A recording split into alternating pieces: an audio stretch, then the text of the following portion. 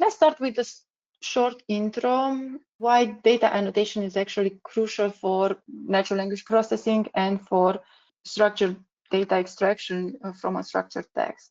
So at its core, annotation transforms the unstructured text into structured data, something that machines can actually understand and learn from.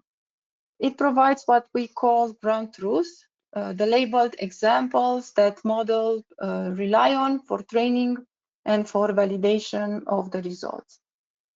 Without those accurate annotations, even the most sophisticated algorithms will actually fail to generalize well and to produce the right outputs given the prompts or the test data.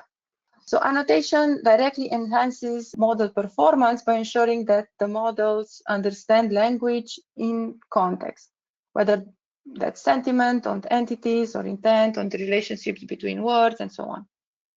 Essentially, annotation is how we are able to transfer the human knowledge and intuition and experience into a machine-readable form that can be exploited by the AI models.